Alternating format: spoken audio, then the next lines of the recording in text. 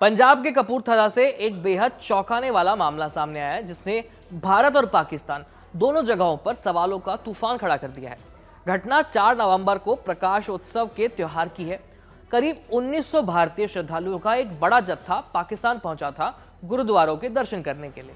इन्हीं में से एक महिला भी थी, 52 साल की सरबजीत कौर, गांव अमैनीपुर कपूरथला की रहने वाली।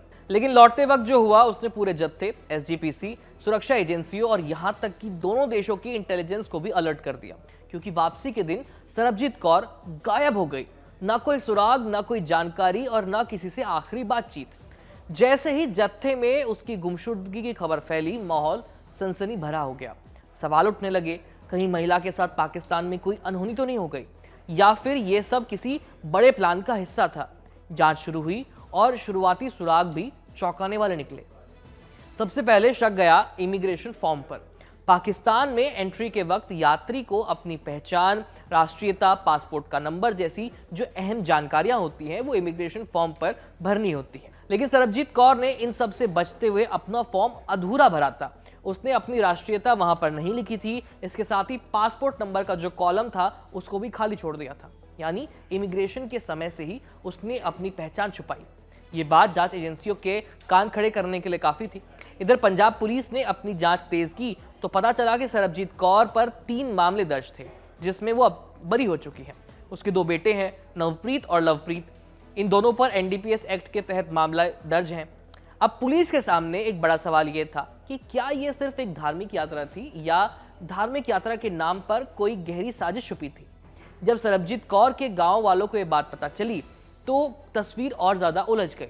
कुछ लोग दबी आवाज में कहने लगे कि शायद सरबजीत डंकी रूट के जरिए अवैध तरीके से इंग्लैंड भागने की कोशिश कर रही थी, क्योंकि उसका पति पिछले 20 साल से इंग्लैंड में रहता है।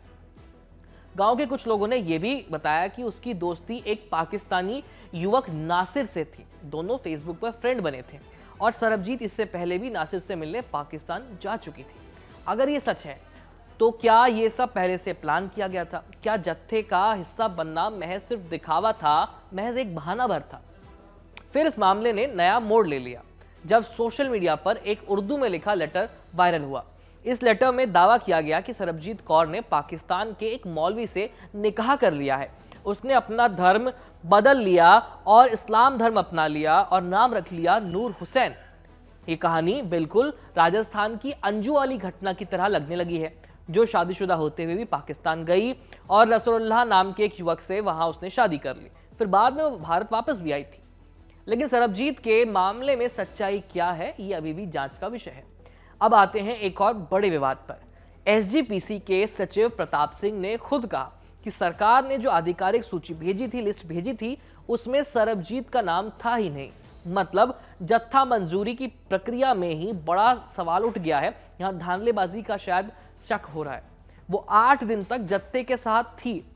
उसने किसी रिश्तेदार से मिलने की कोई बात किसी को नहीं बताई, न ही कोई निजी योजना का जिक्र किया किसी के सामने जत्थे से। एसजीपीसी साफ कहती है कि यात्रियों की बैकग्राउंड को चेक करना सरकार और सुरक्षा एजेंसियों की जिम्मेदारी होती है।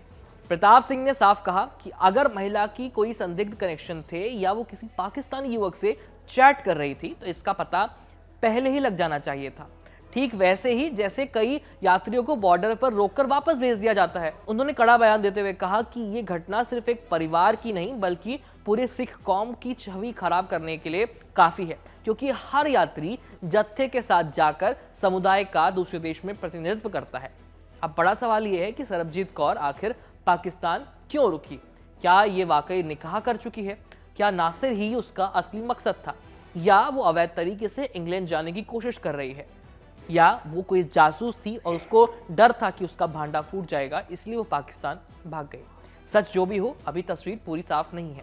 अगले कुछ दिनों में पुलिस और सुरक्षा एजेंसियों की जांच में ये बात साफ हो जाएगी कि मामला असल में है क्या।